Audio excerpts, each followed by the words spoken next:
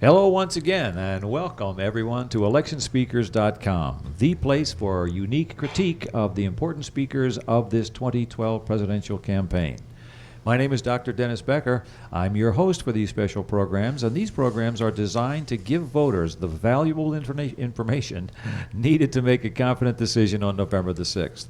We'll be watching and listening to the candidates and others who are trying to win your vote. Their talking techniques, their tactics, are our exclusive topic for this unique critique.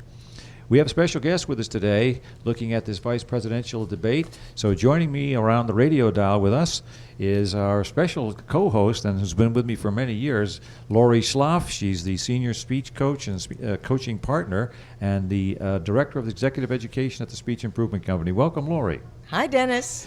And back with us again this week, we're happy to welcome Dr. Alan Zaremba, who is the Associate Dean of College of Arts, Media, and Design in the Department of Communication Studies at Northeastern University. Welcome, Dr. Zaremba. Thank you again for inviting me. We are also pleased to have two ElectionSpeakers.com veterans with us. One from our last show was with us, Fred Balfour. He's been with us many times over the years, and Fred is the former director of nonprofit organizations and many years. Fred, how long have you been with us, Fred? Since '08, anyway, huh? It's been a long time, and glad to be an alumni here. Oh, yeah, it's great to have you too. And also joining us, another alumni, Michael Benn. Michael, it's good to have you here. Michael is a marketing consultant who was born in British Guyana, and we've known him for many years too. How many years has it been, Michael? Too long. Oh, no, not too long. We're happy to have you back again. It's been since the '08 campaign, and we're happy to have you. It's a pleasure to be here. Thank you, Michael. Now, tonight's debate, or the debate, at least you may be hearing this during the daytime, but we're actually recording this program right after the vice presidential debate that was held in Kentucky. Now, remember, folks, we are here to talk about the process of this debate. We're here to talk about the way the debaters gave us information, whether they answered the questions or not, and what kind of unique speaking techniques or tactics did we see or hear. We are not here to talk about the content. We all know there are plenty of experts out there who are willing to give you their views on the content. So we're going to try very hard to keep this to the process of this debate and see where we go with that. And then if we overlap into some of the content, well, so be it. But we're going to try to keep it on process only. So there are a lot of questions that we're going to ask, and as you know, those of you who listen to us regularly, you can be scoring this along with us. All you have to do is go to ElectionSpeakers.com and download a scorecard. And Lori, I'm going to ask you for just a quick moment to share with our listeners, perhaps those who are with us for the first time, what the scorecard is like. Sure, Dennis. There are 10 dimensions on the scorecard. They include things like eye contact, facial expression, gestures, speed, connection with the audience. Now, the most that a candidate can get is 10 points on each dimension. So the highest score, given that there's 10 dimensions, is 100. So our scorers on the panel will be rating the debaters on a scale of 0 to 100. And we're excited because in about 10 minutes we'll get the scores from around the country from our expert judges. Right. We should be mentioning that, too. We do have expert judges who are tweeting and Facebooking into us and calling in from around the United States and Mexico tonight to give us their view of the debate and how they saw and heard it. Lori, has anyone ever, in the years that we've been doing this show, has anyone ever reached 100? That's a good question. My goodness, I don't think we were doing it when Clinton was running. No, he weren't. He seems ever popular right now in terms of his communication skills. No. However, remember when we did the convention shows, a couple of speakers, I think Julian Castro, came very close in the 90s. Condoleezza Rice, I remember, did very well. Clinton himself did well. He was in the 90s or something. So it's kind of tough to get a really high score like this from this group, but we'll find out where everyone is tonight. So let's get started. I'm going to start with Dr. Zaremba and ask us to give us your view on how the debate went. Did you get a sense of first of all, did you think it was a better debate? Was it better than the last time around? What do you think? I do think it was a better debate than the last time. Clearly, Vice President Biden was trying to make a statement that he was not going to be subdued in the same way that President Obama had been subdued. He came out fighting. He came out forceful. In some cases, I thought it was a little bit too forceful. But it certainly was a good debate, and it was more spirited from the Democratic perspective than the last one had been. Michael, Ben, what do you think now? Would you say this is a good debate tonight? Was it better than the last one that President and Governor Romney had? Well, it was a lot more spirited. And what was clear to me was that Vice President Biden had a terrific command of the information, facts, so that he was able to rebut charges or falsehoods made by Paul Ryan. And that came across as in his voice and conviction. I was really impressed that he was able to slow down his pace when he wanted to make certain points very clearly. And as a result, he was a lot more convincing to me than Paul. Michael introduces the word pace, and we've talked about this in the past. Just for those of you who are with us for the first time, when we talk about the speed that a debater is using, there are two words that we want to be very clear are different. The first is the rate of speed of speaking, the speed at which a debater, in this case, says one word after the other. So if I'm talking to you at this speed, it's a lot different than I'm talking to you at this speed. This is a faster rate of speed. That's what rate is all about. And Michael Ben just dropped the word pace. Pace is the speed at which a speaker puts thoughts together, which means does he give time in between for the listeners to understand, to digest, is it impactful or whatever, and you thought it was a better pace tonight, and that was good. Yes. All right, great. Fed Belfour, what do you think? Was this a better debate tonight than some you've seen before, particularly the last presidential debate? I certainly think it was, as my colleagues have said, more spirited, more exciting. There was a lot more gesturing. The thing that impressed me a lot was Biden using pace and speed and sentence length depending on what the subject was. And I felt like he was saying, I'd like to go back and look at it because sometimes you see things you weren't really there. But when he was talking about military decisions, he was using very short declarative sentence. He was leaning forward. He was practically barking commands like a sergeant. When he was talking more about family things, he was leaning back a little bit more. And when he was on topics that were of serious interest, he was sitting there slowly explaining things. It just seemed like to me he had command of his pace, his speed, his eye narrowness, and I thought it was a very positive thing. When I think about Ryan, it felt like somebody who was 25 years younger and hadn't had quite that much experience in a mic setting, and he didn't seem to have the tools there like a seasoned character actor would. Mm-hmm. Dr. Zaremba, agree with that? What do you think? Yes, I do agree with it. I think that there were a number of times when Vice President Biden spoke in very measured tones. Sometimes he sounded very subdued in the sense, not in the same way that President Obama was subdued last week, but when he was talking about his family, when he mentioned how he lost his wife and his children in that automobile accident. In his last response, or the response about whether or not you're a person of good character, it was measured. I do think that Congressman Ryan was able to take some shots and respond. He was able to respond, I thought, effectively in a number of cases. I'm not talking about content now. I'm talking about delivery. Right. I thought his last remarks, when he looked directly into the camera and he asked in a very measured way for the vote, was effective. So I thought that if you were looking for a Sarah Palin moment where someone was going to decombust and show real youth, you didn't see that tonight in Congressman Ryan. Yeah. Lori, go ahead.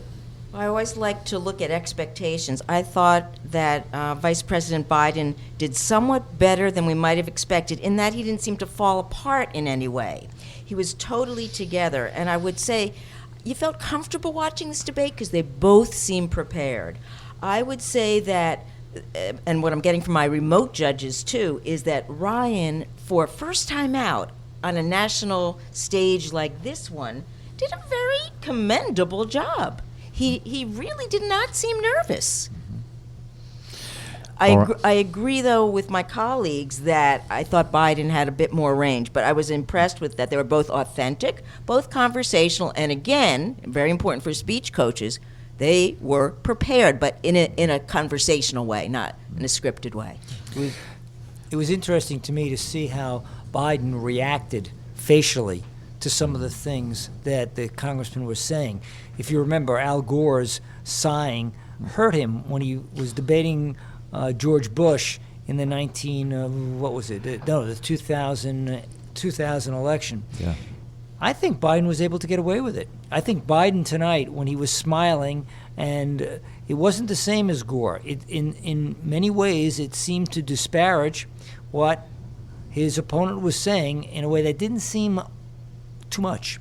So I thought that worked for him. I want to talk about the smiling. I'd like to hear everyone weigh in on that because I'm interested in what you said, Alan. However, I wondered if it was just a bit demeaning and a bit condescending. And did he really want to be smiling? I wasn't sure it was totally in his control. I'm interested in hearing from our other panelists. I thought that it was definitely that it was condescending. On purpose? Yes. He felt this is ridiculous what you're saying. And as soon as he got the opportunity, he jumped in and he defended or he attacked the statements that were made. And that reinforced why he was smiling. If he did not do that, then it would have come across as if he was overwhelmed by the statement, whatever the statement was. Well, I'm just curious. Is it a good idea during a debate to be smiling when your opponent is making a point, even if you disagree? I'm just not quite sure that's the right note. I felt in terms of listening skills, which is very important. We do judge how someone listens. I would give Ryan higher points. I think you have got to understand the context. This is a debate that took place after, according to popular opinion at least, President Obama took a drubbing last week. So it was condescending. It was disparaging, and I think it was planned. I don't think this was a gut reaction. I think the intent was to try to make Ryan seem to be a lightweight. Look, he's saying such foolish things. Can you believe this? I don't know where to start. He was much nastier to Ryan than he was to Sarah Palin, when Sarah Palin probably deserved it more. He was much more condescending, and I think in both cases, it was intentional. Yeah, I get the feeling that Joe Biden didn't do anything tonight that he wasn't in control of. Maybe uncharacteristically, I didn't think he made any gaffes, really. I mean, he's a guy who speaks off the cuff, and it seemed to me the smiling that he was doing was, as you say, Dr. Zremba, I think it is, that he was trying to say, you got to be kidding. God, this is a joke what this guy's saying. Well, this is worth laughing at. I thought it was a technique that he used. And in this particular case, although perhaps it may not seem polite, I thought it actually worked with some of the viewers at least. I was impressed with the way Biden interrupted. And he did it early on. I think I would have personally done it early on just to get my opponent a little off balance. But he interrupted in a way that I thought was pretty effective and not too wouldn't irritate people who might want to have Ryan have a better position. Well, he would interrupt kind of after ramping up that smile and shaking his head, and then and was like, I'm so excited here, I just got to interrupt, and it seemed to me he carried it off really well. It's interrupting is one of those goofy things that speech coaches count. We count ums and ers and how many times they like, and I counted how many times Ryan drank water and all that sort of stuff. Guess what? I counted the interruptions. The first 50 minutes, he interrupted 19 times in the first 50 minutes. Biden interrupted did. Ryan. Yeah. Yeah, and it seemed to me it was the same kind of thing you're saying, Fred, that he was so excited he couldn't wait to get in, although it didn't seem to me terribly intrusive. But the interruptions were definitely there, 19 and 49, 50 minutes. Did you count any for Ryan? No, there were very few to count with. It wasn't worth it. It wasn't worth anybody to count. He didn't do that many. He didn't. Well, the thing is, Obama did not interrupt last week. Oh, yeah. And that contributed It's to a lesson they learned. Yes. Yeah. And so, he used that technique. But one of the things that I really liked about Biden's delivery was a sort of a dramatic a dramatic ploy that he would like turn to the audience and say, "Seniors, did you yeah. get that?" Or Oh, yeah. Right into the camera. yes, Oh, yeah. and it's like bringing the audience into the debate right away. Folks, Yes. follow your instincts. Yes. Right into the camera. Yeah, yeah. Oh, sure. I have a question. Was Ryan, quote unquote, playing it safe on purpose? He didn't do anything too dangerous. He was pretty competent. I mean, in other words, we often tell our business clients, the higher up you go, sort of the quirkier you can be, and no one's quirkier than Biden, though he was, really a steady Freddy tonight. But I think Ryan was particularly not a risk taker. And again, was that by design? I think he You was don't want- intimidated by Biden. You do. He had Ryan had a very interesting two interesting things that I want to talk from a rhetorical perspective. First of all, he had a very relatively flat inflection the whole time. His inflection sort of came out straight like this, and anything he said was a little bit factual, and he sort of dropped down. Sort of a factual thing. It's kind of a Romney-Ryan trait almost. Whereas Biden, on the other hand, he was all over the place. And this is typical Biden, of course. He gets excited and he goes up, and he gets passionate and it goes down. As you were saying, Fred Balfour, it's exactly what he was doing. He's a much more emotional speaker. There's one other thing that I want to put on the table as a technique and see how you folks feel about this. And this is, as remember to our listeners out there, one of the reasons we do this show is to help you learn some things about the different techniques that people use in speaking and persuading and trying to motivate and get your vote in this case. Now, this sounds a little bit wonky, but I think you can follow this. I know you will. There are two Greek logical terms that I want to lay out on the table here. One is syllogism, and the other is enthymeme. A syllogism, and you all kind of know what these are. Syllogism and enthymemes have three statements. For example, a syllogism is one that says, all men are mortal. John is a man. Therefore, John is mortal. Right? Everything's correct. You can prove every single one of those statements. That's called a syllogism. Now, that sounds good, but an enthymeme is something that sounds like that, but the first two premises are not provable per se. All men are mortal, we can prove that. John is a man, we can prove that. So that makes that one a syllogism. Okay? And an enthymeme, here's one in particular that Mr. Ryan used when you were talking about Iran and Iraq. He said, when the Ayatollah sees such and such, when the Ayatollah sees such and such, then the Ayatollah is encouraged to continue such and such. Now, if you listen very carefully to that, the first two premises, when the Ayatollah sees such and such, and the Ayatollah sees such and such, we don't really know that that's factual. We know John is a man. We know all men are mortal. Those we can prove. When you cannot prove one of the first two premises, syllogism goes away and it becomes an enthymeme. Now, all of that sort of wonky in-house rhetorical study stuff, but as we listen closely to these debates, and we have two more major debates to go through, you'll notice that many of the candidates, in an effort to prove their point, will say, so-and-so is so, so-and-so is so, therefore such and such. These are not truthful syllogisms, they're enthymemes. And you have to be very careful, because if you accept the first two premises, you're stuck in having to believe in what that third conclusion be is. Questioning. So I think as a voter, you have to listen to when a candidate begins to say, such and such is true. Is it really?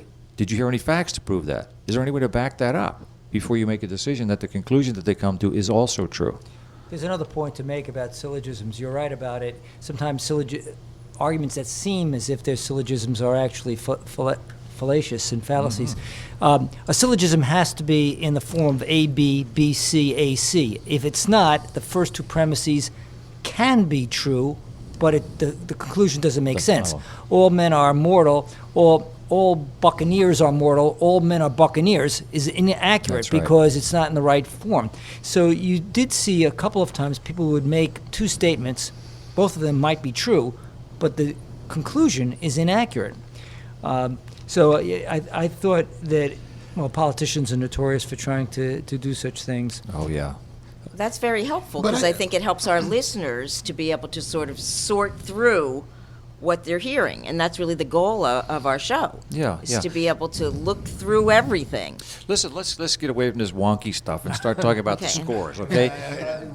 Oh, go ahead. Oh no, I please knew you'd not like wonkier. I think there's a set of things, there's a set of key words that get used. Unelected judges is a hot button on the conservative side. So when you say the Supreme Court does anti-abortion stuff, they're unelected judges, the third part isn't spoken, but I think it's there. So, Dennis, I think that kind of rhythm is an important thing to point out, and it doesn't have to be as wonky as a logic class, but I think you should be. I think a listener should be watching that, and I think as a speaker, I always say when I come to your shows here, I learn a lot that I take away. That helps me take away and think about some things. Language is an important part of this whole thing. We're going to talk about in just a moment. I want to talk about, so think about this, folks. Think about the word Obamacare. I want to talk about that in a couple of minutes. Lori, let's start with you with the scores. How do we do tonight? Okay, I want to report a couple of scores. First, mine overall score for Vice President Biden. I gave him an 83. Ryan, I said, did a commendable job for first time out on this kind of stage. He got a 71.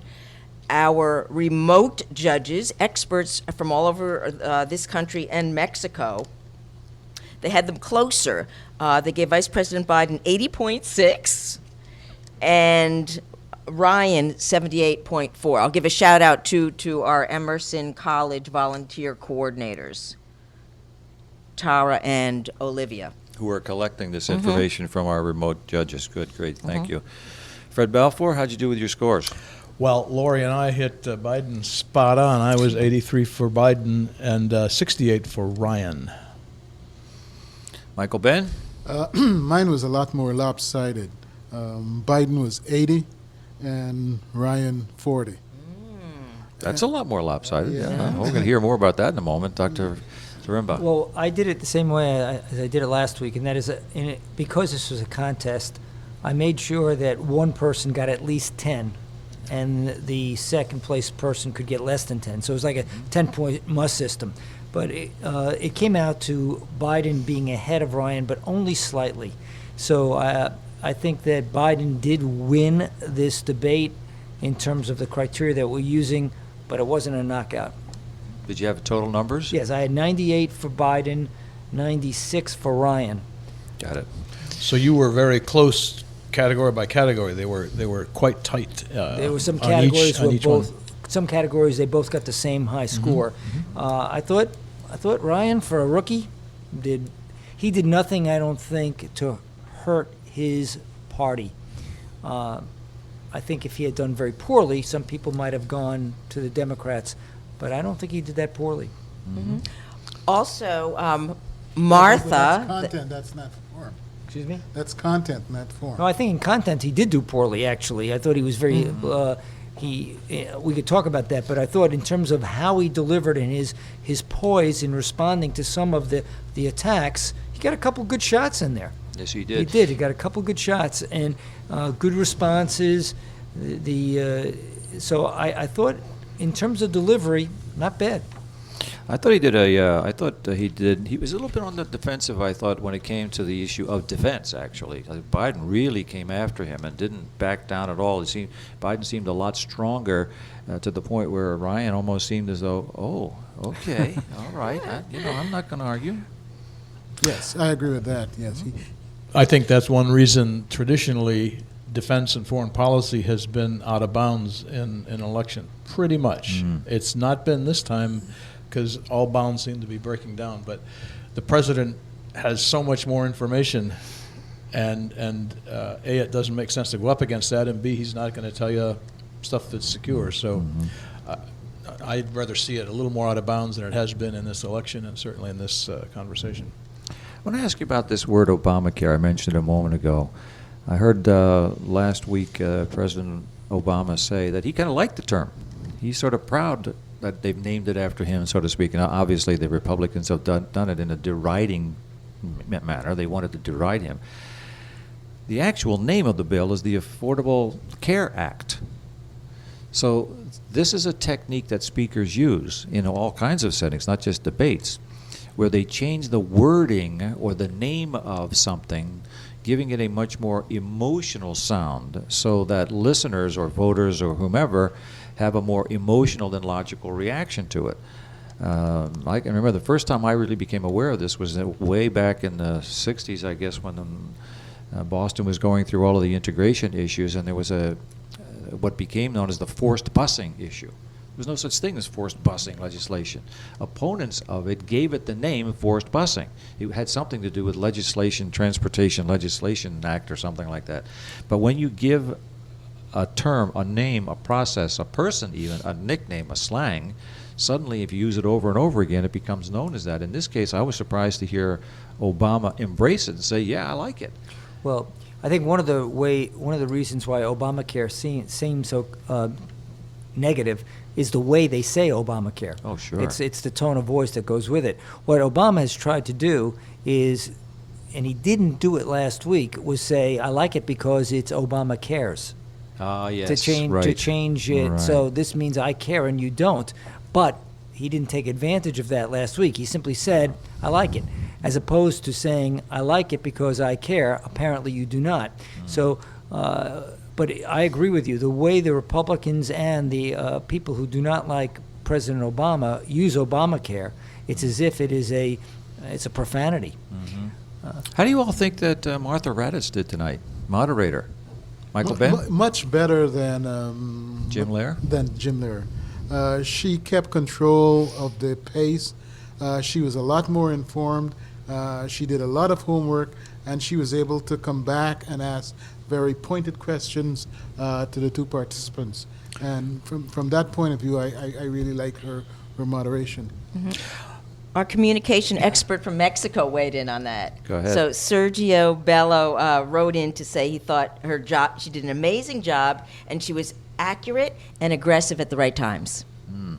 I could see her getting frustrated. How many times did you say, answer the question, please? Will you please answer the question? Of course, what politician really ever answers the question? But it did get frustrating, I thought, as a listener, that neither one of them, when asked a specific question, gave a specific answer, despite her efforts, despite how good she was. Fred Balfour. I thought she got closer to getting an answer than many people.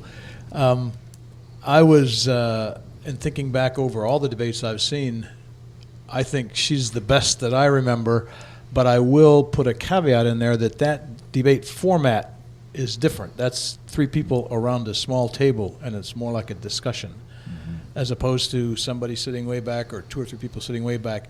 Here's a question, you have 2 minutes and then 30 seconds is a much different format. So Interesting observation, and we'll see a little bit of that in the presidential election debates that are coming up, where there's a town hall, I think, a town hall style, and it does make a difference. We're finding out the positioning, the proximity of the debaters and the judge, the moderator, does make a difference. So we saw that tonight. I thought Martha did a very good job. I was very pleased with her. She is a very tough reporter to begin with. I mean, she comes out of a lot of experiences in tough environments, and so this was really sort of relaxing for her in a way. Because they were sitting around at a table, I think it enabled Joe Biden to interrupt his opponent or interject statements and challenge statements that needed to be challenged. Well, I think people just generally feel more comfortable sitting at a table with each other. You know, that's why they always say, let's sit down and talk this over. I suppose, why don't they say, let's stand up and talk this over?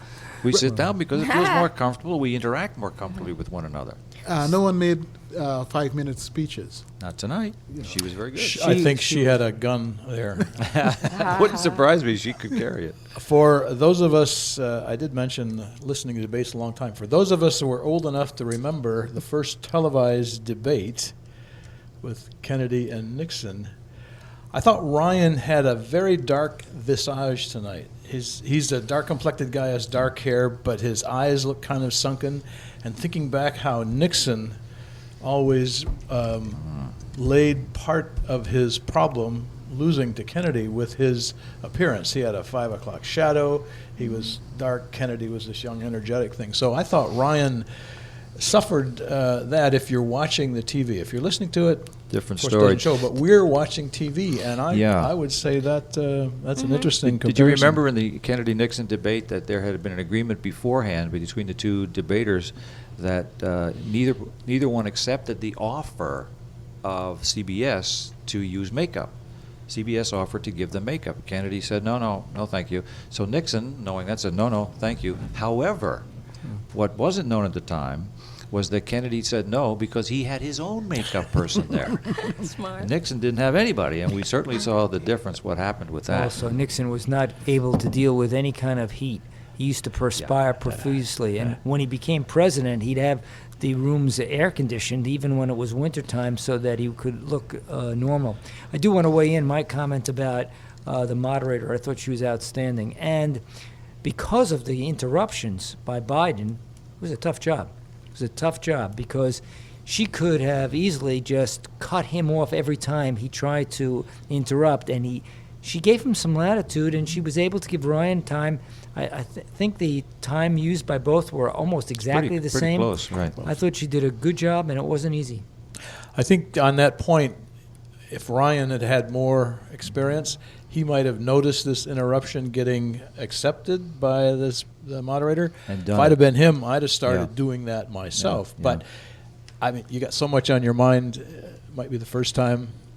From a Not debate surprising. coaching perspective, if there was another debate between them, and when he debates again, one of the things that I noticed about Ryan was that when he got a little bit defensive, at least it seemed to me that when he was not really as prepared as he would like to have been, he started asking questions instead of. Prior to that, when he felt really strong, he was making affirmative, declarative statements. He was telling things, we this, you that. As soon as Biden got really strong and aggressive with them, he started, but what do you mean? Well, how many? Well, how would you do that? Suddenly there were questions rather than statements coming from him, and that to me was a sign of sort of a soft moment in his debate preparation. Well, there was something else, another little tick that he used that annoyed me a lot. He kept saying, here is the problem. Here is the, he said that many times because it just jarred me, why, I know what the problem is, I don't want you to have to restate that time and time over, It was something that he fell back on several times. I thought there was a fair amount of, did anyone else notice, sort of some matching, meaning they seemed similar. The energy at the beginning was similar. It was a very logical, a lot of facts. And then it became sort of more emotional and almost sort of somber, which makes sense when you're talking, about a war. But the fact that they were sort of, they seemed to be in a strange way, on the same wavelength in terms of the overall rhythm of the debate, At the emotionally. beginning. Emotionally. Yeah. You could certainly see Biden become more emotional as things went along. And somber. And Ryan remained relatively straight and calm throughout the whole thing. But they both ended on a somber note on the question of abortion and Catholicism. It seemed like they were surprised by that question. I was surprised by that question. I thought The that way she put it. the way she put that question, it wasn't really about abortion, but she was conflating abortion and their religious beliefs. And I think that I personally thought that was one of her weaker moments in terms of, I thought her questions were outstanding, but I thought that question, I would like to have heard the candidates talk about their perspective on that very important issue without introducing religion to it. Yeah, But- what but- happened to separation of church and state? Yeah, that. Yeah. Her Sort of question, though, offensive was question. quite simple. The conflation occurred, I think, in the answers. Her question was, this is historic. You're both Catholics. How does your Catholic faith inform you as a politician? I'm paraphrasing. They both took it into abortion. They could have taken it, as Laurie says, to church and state, a number of different ways. The next question she asked about character, I found a little bit annoying. I mean, I liked the question. It was a great question, but Mr. Ryan sort of went this way and that way and never really got around to. Whereas Joe Biden came out and said, "Boom, this is the kind of guy I am. This is who I am." I thought he answered that question much more directly and strongly than did Ryan. But they both took turns avoiding questions and pivoting all night long. So go ahead. One short contact on eye contact and the election or the discussion last week. We all felt, at least I got the sense we all felt that the eye contact wasn't good. They were looking at Jim Lara. Tonight, that didn't bother me. Again, I think I was seated around a table, and you knew that they were discussing it with Raditz. So somehow I did not expect them, and I would have felt funny if they'd have been staring at the camera giving the answer. To me, they were really having a little discussion there. So Well, didn't it get you? Obviously, I think we all saw that they both chose specific wordings and sentences to look right into the camera, like Michael Ben said That's at the correct. end. Ryan looked directly with his statement into the camera. Joe Biden several times. Look, folks. Or you seniors. I mean, these guys have it down. They pretty well know. I think they've taken a page out of Bill Clinton's book for that one. Yeah, but Ryan, in his closing statement, got around saying, "May I have your vote?" Or, Yes, that was good. Yep. If you want a sale, you've got to ask for it. It's old Tip he O'Neill. prepared for Yep. that ending. Yes, he and, did. And some of our remote judges really did appreciate that. Yes, Kelly good. Stonework really liked the way he really looked right at the audience, the camera. Good. Well, I like the way we've done Yeah. the show tonight. I think you guys did a great job giving us a critique of the two very different debaters, two very different approaches to the debates and the topics. And I appreciate the contributions from each one of you going around our radio dial from left to right. Professor Alan Zaremba, thank you once again for being with us. Thank you. Michael Ben, always a pleasure to have you, an old friend from back in the 08 days. I wouldn't have missed it for all the world. See you next time. Of course, Fred Balfour, an old friend of ElectionSpeakers.com. Fred, thank you very much for your erudite contributions. I always learn something from listening to you folks Yeah. discuss this. And of course, my partner in all of this, Lori Schloff. Well, that's all we have time for on this edition of ElectionSpeakers.com, but we'll be back with you at the next presidential debate, which is on the 16th of this month. And, right? 16th, am I right? Yeah, 16th and 22nd. Yeah, we'll be back with more. And remember, these are indeed the most unique critiques that you're going to hear of these important speakers in this 2012 presidential campaign. So I want to thank to all of our guests once again, and to all of our remote coaches, and particularly to the interns and folks from Emerson College who were here to help us with collecting the data from around the United States and Mexico. Emerson. Thank you all very much. And thanks to all of you for listening. And if you'd like to talk with us again and send us a note or whatever, it's easy to do. We're on Twitter at SpeechImprove. Not Speech Improvement, at Speech Improve. So drop us a line on Twitter. You always find us on Facebook. Until next time, then, this is Dr. Dennis Becker saying thanks for listening and bye for now.